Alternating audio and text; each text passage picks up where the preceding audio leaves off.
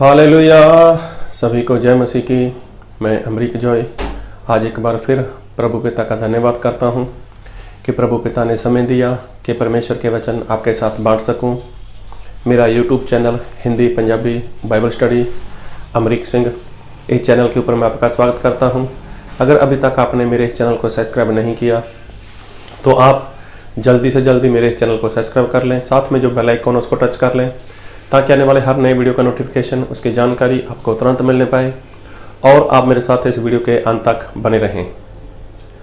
मैं आज आपसे जो बात करने वाला हूं उस बात को बहुत ध्यान से सुनना।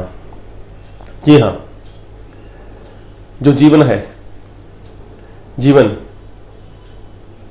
मतलब जिसको बोलते हैं जिंदगी, जिंदगी आज नहीं तो कल, जीवन आज नहीं तो कल ये खत्म होने वाला है। तो जीवन की कोई भी गारंटी नहीं। आप इस धरती के ऊपर कितना भी समय रहो, लेकिन इसकी कोई गारंटी नहीं। ये तो आज नहीं तो कल खत्म होने ही वाला है। आपसे पहले कितने लोग आए, सभी लोग इस धरती के ऊपर आए और सभी लोग मर गए। मतलब जीवन जो जिंदगी है उसकी गारंटी नहीं, लेकिन जिसकी गारंटी है वो है मौत। मौत उसकी गारंटी है। लेकिन अफसोस इस बात का कि लोग मौत को भूल गए, मौत को भूल गए और जिसकी गारंटी है उसकी तरफ किसी का भी ध्यान नहीं कि मुझे मरना है, और जिसकी गारंटी नहीं उसे इंसान प्राप्त करना चाहता है और उसी के लिए वो जीना चाहता है, जबकि उसको पता है कि मैं आज नहीं तो कल मैं तो मरने ही वाला हूं।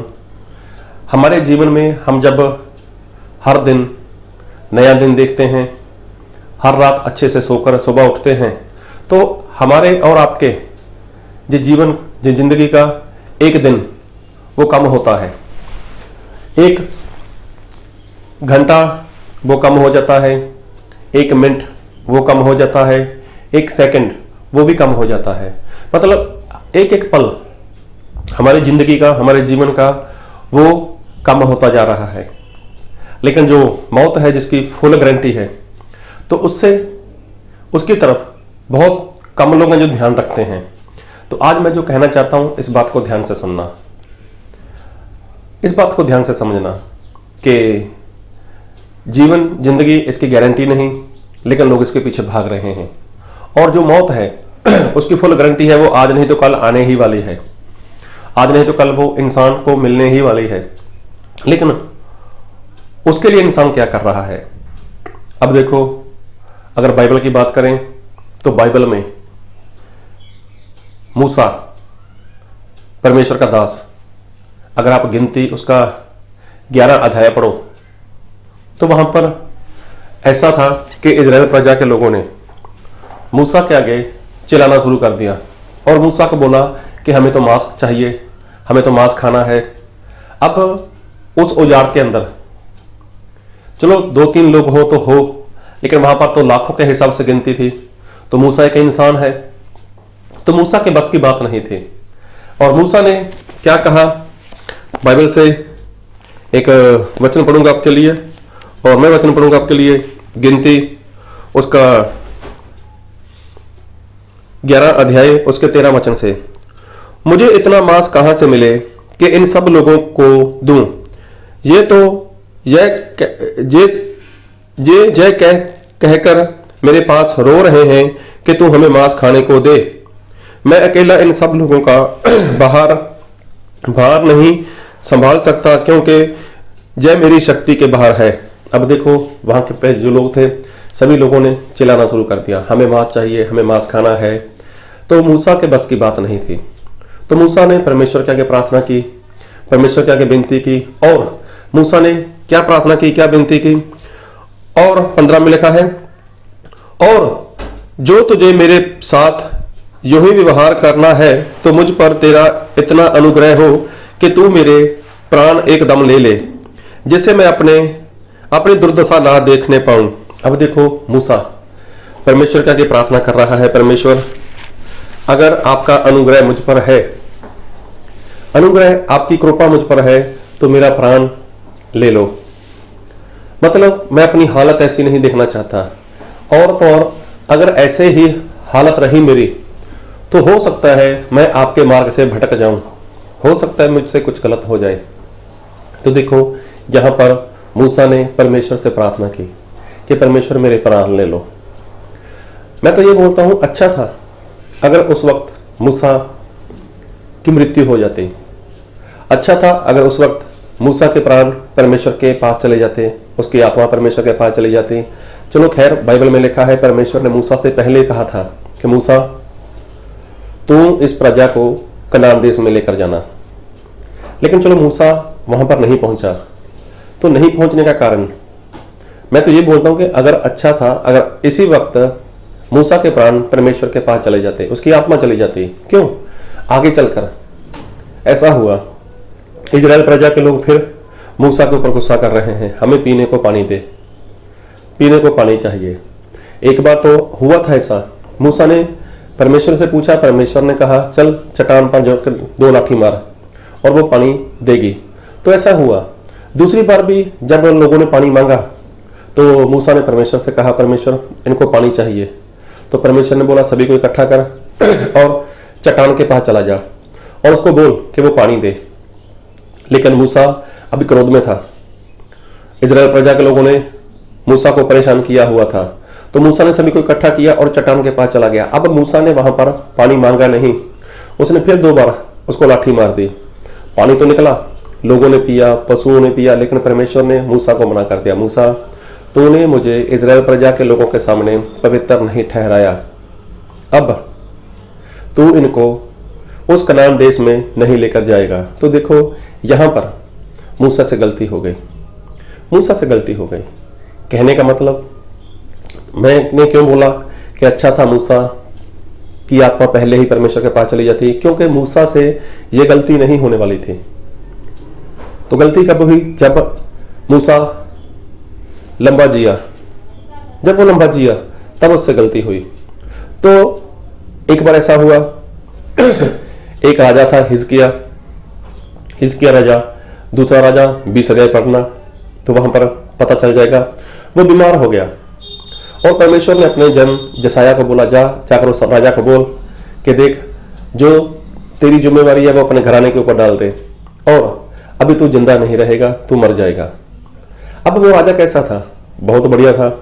उसके बारे में आप पढ़ना, दूसरा राजा 20 अध्याय उसके जब पढ़ोगे तो आपको पता चल जाएगा। और मैं वो बता ही देता हूं पढ़कर आपको। और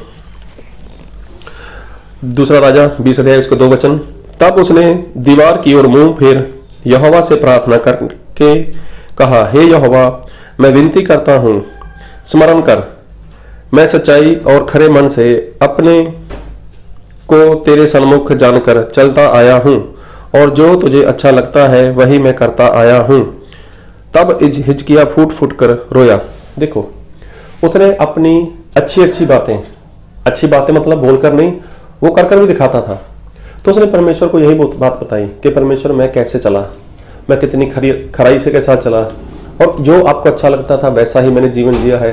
तो जब परमेश्वर के आगे उसने फूट फूट कर रोकर प्रार्थना की, तब परमेश्वर ने उसकी प्रार्थना को सुन लिया। फिर अपने दास जसाया को उसके पास भेजा और उसके जीवन में 15 वर्ष बढ़ गए। इस बात को ध्यान से सुनना। अब देखो इसके लिए मैं बोलता हूं अच्छा था अगर ये उसी वक्त मर जाता। अभी इतना बढ़िया परमेश्वर के साथ चलने वाला इंसान, और अगर ये यहां पर मर जाता, संसार छोड़ देता, तो कहां पर जाता? सीधा अब्राहम की गोद में जाने वाला था। अब्राहम की गोद में मतलब शांति वाली जगह जाने वाला था। लेकिन हुआ क्या? 15 साल उसके जीवन में बढ़ गए और ये पहला ऐसा इंसान है कि जिसको अपनी मौत की खबर थी। 2 साल बाद, 5 साल बाद, 10 साल बाद, 12 साल बाद, 13 साल बाद वो मरने वाला नहीं था। कोई भयानक बीमारी हो, किसी के साथ लड़ाई करनी हो, किसी के साथ भी कुछ भी हो, लेकिन इसको पता था कि 15 साल तक मैं मरने वाला नहीं, 15 साल तक तो मुझे मौत आने वाली नहीं। अब ये सारी बात हिजकिया राजा अच्छे से जान चुके थे, क्योंकि परमेश्वर के दास जसाया ने कहा था परमेश्वर ने तेरी आयु में, तेरे जीवन में, तेरी जिंदगी में 15 साल और बढ़ा दिए। अब 15 साल तक ये मरने वाला नहीं था हिजकिया राजा। लेकिन इसके पास 15 साल का जीवन था, लेकिन आगे चलकर अगर आप इस वचन को पढ़ोगे तो इससे गलती हो गई। गलती क्या हो गई? तो एक 12 वचन पढ़ूंगा, 20 का 12। उस समय बलदान का पुत्र ब्रोदक बलदान जो बेबीलोन का राजा था, उसने हिजकिय्याह के रोगी होने की चर्चा सुनकर उसके पास पत्री और भेंट भेजी। अभी देखो, बेबीलोन का एक राजा था। जब उसको पता चला कि हिजकिय्याह राजा बीमार है, तो उसने उसके पास एक पत्र भेजा और साथ में उसके साथ उसके लिए उसने कुछ भेंट भेज दी, नजराना उसके लिए भेजा। और जब ये वो उनके घर में आया या उसके पास लोग आए, तब उसने अपने घर में सब कुछ उसको बता दिया, जो कुछ भी उसके पास था, हथियार से लेकर सारी वस्तुएं, एक एक वस्तु उसने बता दी। अब देखो, उसने यहां पर गलती कर दी हिजकिय्याह राजा ने। सबसे पहली बात, उसने परमेश्वर से पूछा नहीं, परमेश्वर की उसने सलाह नहीं ली। और बाइबल में लिखा है 16 वचन में, तब जसाया ने हिजकिय्याह से कहा, यहोवा का वचन सुन ले। हाँ, अब जो भविष्यवक्ता है जसाया, उसने उसको बोला कि अब तू सुन ले। क्यों? उसके पहले क्या हुआ था वो भी बताऊंगा बाइबल से पढ़कर। तब जसाया भविष्यवक्ता ने हिजकिय्याह राजा के पास जाकर पूछा, वह मनुष्य क्या कहे गए? और 14 वचन है, 20 का 14। तो जब जसाया भविष्यवक्ता को पता लगा कि इसके पास कुछ लोग आए हैं, और उसने भविष्यवक्ता ने राजा से पूछा, वो लोग आए थे, उन लोगों ने क्या कहा, और तेरे पास जो आए थे उन्होंने क्या कहा? हिजकिय्याह ने कहा, वह तो दूर देश से अर्थात बेबीलोन से आए थे। फिर उसने पूछा, तेरे भवन में उन्होंने क्या क्या देखा? हिजकिय्याह ने कहा, जो कुछ मेरे भवन में है वह सब उन्होंने देखा। मेरे भंडारों में कोई ऐसी वस्तु नहीं जो मैंने उन्हें ना दिखाई हो। देखो, हर एक वस्तु, मतलब कितने शस्त्र हैं, क्या है, कैसा है, हर एक वस्तु मैंने उन लोगों को दिखाई। तब परमेश्वर का दास क्या बोलता है? 16 वचन, तब जसाया ने हिजकिय्याह से कहा, यहोवा का वचन सुन ले। ऐसे दिन आने वाले हैं जिनमें जो कुछ तेरे भवन में है और जो कुछ तेरे पुरखों का रखा हुआ आज के दिन तक भंडारों में है, वह सब बेबीलोन को उठ जाएगा। यहोवा यह कहता है, कोई वस्तु ना बचेगी, और जो पुत्र तेरे वंश में उत्पन्न हो उनमें से भी कुछ को वे बंदी बनाकर ले जाएंगे, और वे खोजे बनकर बेबीलोन के राजभवन में रहेंगे। अब देखो उसकी गलती, हिजकिय्याह राजा की कितनी बड़ी गलती। सबसे पहली बात, वो बहुत बढ़िया परमेश्वर के साथ चलने वाला था, ऐसा जीवन जी रहा था जो परमेश्वर को पसंद आए। जब उसकी मृत्यु आने वाली थी, उसको मौत आने वाली थी, तब उसने प्रार्थना कर कर अपने जीवन में 15 साल बढ़ा लिए। अब उसके अंदर दिखावा आ गया, उसके अंदर घमंड वाली बात आ गई, मेरे राजभवन में इतना कुछ है। अब देखो, उसने अपने जीवन से परमेश्वर को महिमा नहीं दी। जब बेबीलोन से लोग उसके पास आए, राजा का पत्थर लेकर आए, नजराना लेकर आए, भेंट लेकर आए, तब उसने ऐसा नहीं बोला कि ऐसा हुआ, परमेश्वर ने मेरे जीवन में इतना बड़ा काम किया है, तो नहीं, उसने परमेश्वर की कहीं पर भी कोई महिमा नहीं की। और साथ में देखो, उसने अपने घर की सारी बातें, सब कुछ वो लोगों को बता दिया। क्यों? वो दिखाना चाहता था, मैं किसी से कम नहीं, अगर बेबीलोन में ऐसे ऐसे राजा हैं तो मैं कौन सा कम हूं। मतलब उसने खुद को दिखाना चाहा, परमेश्वर के नाम को उसने ऊंचा नहीं किया। अब देखो, ये कब हुआ? जब उसको 15 साल का जीवन और मिल गया। अब देखो, उससे पाप हुआ, और पाप की वजह से ये सारी बात हुई कि सब कुछ लूट कर बेबीलोन में ले जाएंगे। अगर सोचो, हिजकिय्याह उस वक्त ये शरीर छोड़ देता तो उसका क्या होता? कहां पर जाता वो तो अब्राहम की गोद में जाने वाला था, लेकिन यहां पर इससे गलती हो गई। मतलब अगर जैसे मूसा उस वक्त उसकी आत्मा परमेश्वर के पास चली जाती और वो गलती नहीं करने वाला था। आज ज्यादातर लोग क्या बोलते हैं, अरे मूसा इतना बड़ा परमेश्वर का दास हुआ, उससे छोटी सी गलती हो गई। हिजकिय्याह जिसको 15 साल मिल गए, उसने गलती कर दी। क्यों? जब इंसान लंबा जीना चाहता है, लंबा जीना चाहता है, तो लंबा जीवन जीने में इंसान से कोई ना कोई, कभी ना कभी गलती हो सकती है। अगर आप दूसरा क्रंथिया 5 अध्याय पढ़ो तो वहां पर संत पौलुस भी अपने शरीर की बात करता है कि कब मैं अपने शरीर को छोड़ूं, कब मैं परमेश्वर को जाकर मिलूं, क्योंकि हम इस शरीर में रहते हुए करहाते हैं, हमें इस शरीर में रहते हुए दुख है, हमें इस शरीर में रहते हुए पीड़ा है। क्यों? क्योंकि हमें डर लगता है कि कहीं हम इसी शरीर में रहते हुए कोई गलती ना कर लें, कोई पाप ना हो जाए। तो देखो परमेश्वर का दास यही बात कहता है, कितना अच्छा है कि जब मैं जिस शरीर छोड़ दूं, और उस वक्त छोड़ूं जब मेरे शरीर के ऊपर कोई दाग ना हो, जब मेरे शरीर के ऊपर कोई पाप ना हो, तब मैं इसको छोड़कर चला जाऊं। तो देखो ऐसा नहीं कि मर जाना चाहिए सभी को, नहीं, लेकिन परमेश्वर ने हर एक इंसान के लिए समय रखा हुआ है कि वो इंसान परमेश्वर के काम को पूरा करे। अब्राहम के लिए समय था 120 साल की आयु थी उसको परमेश्वर का काम पूरा करना था। तो कहने का मतलब इंसान लंबा जिएगा ना तो उससे पाप होने की संभावना है,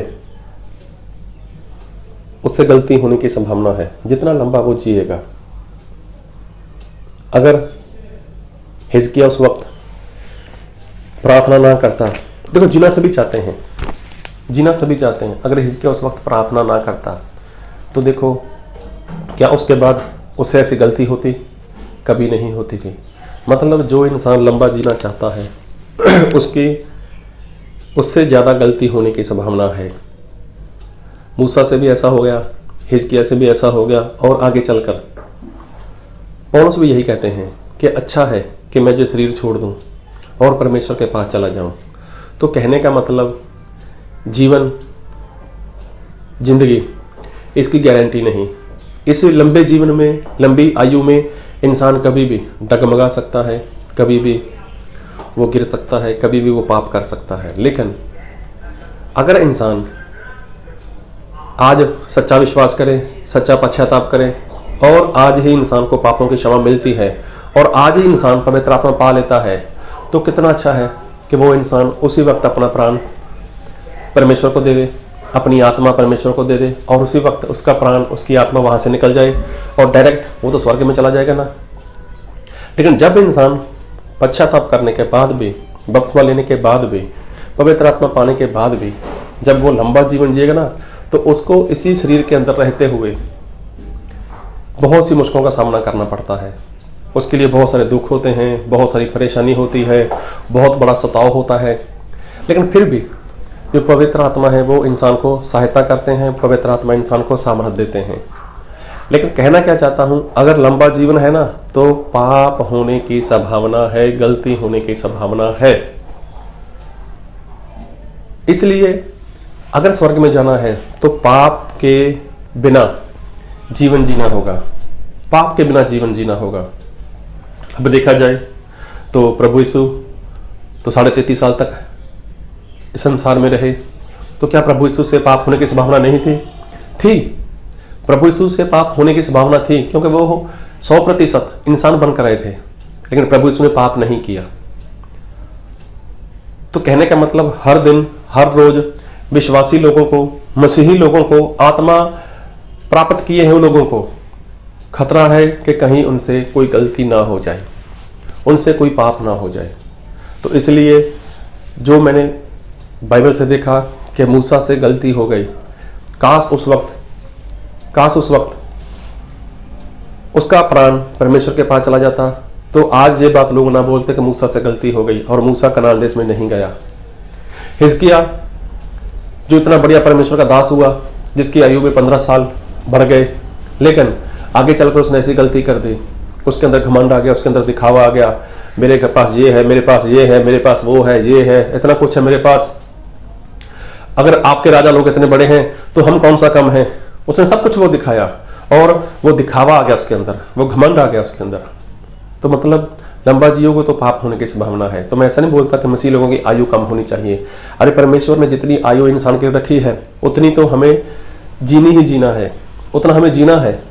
लेकिन जीना भी कैसे है कि सिर्फ परमेश्वर के आत्मा की अगुवाई में चलना है। अगर परमेश्वर के आत्मा की अगुवाई में चलोगे तो पाप नहीं करोगे, पाप से दूर रहोगे। तो प्रभु आपको इस वचन से बहुत आयत की आशीष दे। आमीन।